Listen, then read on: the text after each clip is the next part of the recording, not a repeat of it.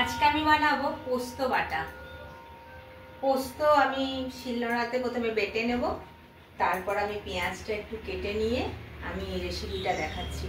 এই রেসিপিটা আমাকে আমার বান্ধবী শিখিয়েছিল অনেক দিন আগে, মাঝে মধ্যেই করি, তো আজকে ভাবলাম একটু ফেসবুকেতে দিয়ে দিই, আমি রেসিপিটা করে দেখাচ্ছি। আমি পোস্তটাকে আজকে শিলনোড়াতে বাটবো, কারণ আমার যতটা দরকার বাটার ঠিক ততটাই হাতেতে আমি বুঝতে পারবো। বেটে নিয়ে পেঁয়াজটাকেও আমি কুচি কুচি করে নিলাম। আমি 3টে বড় বড় পেঁয়াজ দিয়েছি, এটাতে একটু পেঁয়াজ লাগে। আমি কিন্তু রসুন দিইনি এই বাটাটাতে, এই বাটাটাতে রসুন লাগে না। আমি পোস্তটাকেও শুধু কাঁচা লঙ্কা, 3টে কাঁচা লঙ্কা দিয়ে বেটেছিলাম। আমি দেখাচ্ছি পোস্তটা কেমন বাটাটা হবে, একদম মিহি হবে না, এইরকম থাকবে বাটাটা। আমি এই বাটাটার মধ্যে এখন একটু নুন আর একদম হাফ চামচ চিনি মিলিয়ে রাখবো। আমার পেঁয়াজটা এবার আমি তেল গরম করে, সর্ষের তেল গরম করেছি, প্রথমে আমি কালো জিরে ফোড়ন দেব, পেঁয়াজটাকে ছেড়ে দিলাম।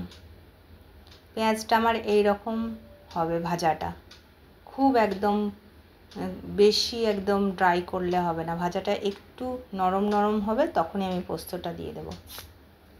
পোস্তটাকে দিয়ে আমি আগুনটা কমিয়ে নেব আর বেশ ভালো করে আমি ভাজতে লাগবো।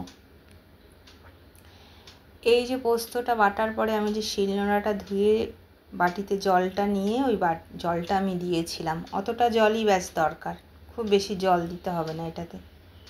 ব্যাস পোস্তটাকে এবার কমিয়ে, আঁচটা কমিয়ে আমি খুব ভালো করে ভাজবো। ভাজা হলেই পোস্ত থেকে একটা খুব সুন্দর গন্ধ বেরোবে, আপনি বুঝতে পারবেন যে এটা ভাজা হয়ে গেছে। আমরা যেটা পোস্ত এমনি বাটা করি, পোস্তটাকে আগে ড্রাই রোস্ট করে তারপর রসুন দিয়ে বাটি, কিন্তু মনে রাখবেন এই বাটাটাতে রসুন দরকার নেই, রসুন না দিয়েও এটা খুব ভালো টেস্ট হয়। এবার বাটাটা নামিয়ে নিলাম। যে কোনো বাটাতে উপর থেকে একটু কাঁচা তেল দিলে বেশি টেস্ট লাগে, আপনি ইচ্ছা করলে নাও দিতে পারেন। বাটাটা রেডি, গরম ভাতের সঙ্গে